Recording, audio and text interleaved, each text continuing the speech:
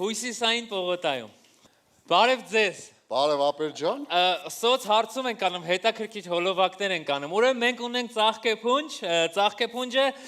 ես ձեզ երկու տարբերակ կասեմ, կորոշեք ում եք ուզում նվիրել։ Այս ծաղկեփունջը դուք կնվիրեք ձեր մայրիկին, թե ձեր կնոջը։ Ախպերս, միանշանակ չի քննարկվում, միանշանակ կնոջս։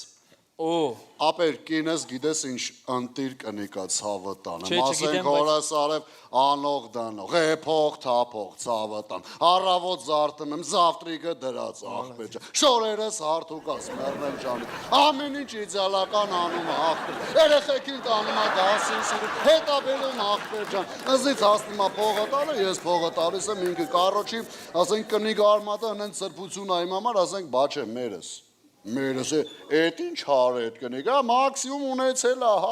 բան չի արել, սաղ կնիկս արեց, ցավը տանում, սաղ կնիկս ակուրատնի դասավորում է, գցում է իր տեղը, կարոջի, ախպեր ջան, չեմ երկարացնում, կնիկս number 1-ն է, այս վերջում ախպեր, զանգի մորս, ասի մա մեթանք վար գրվենք, արի կանգնի, երաշխավոր, ասես չի լինի, հելա բասի տենց է, էլի մերը, ցավը տանում, կնկաս, ասի կնիկս եկավ կայնավ երաշխավոր, ես երաշխավորով վերցրեցի վարգս։ Այսինքն ինքը ձեր կյանքում ամենակարևորը Համար մեկն է, ապեր ջան։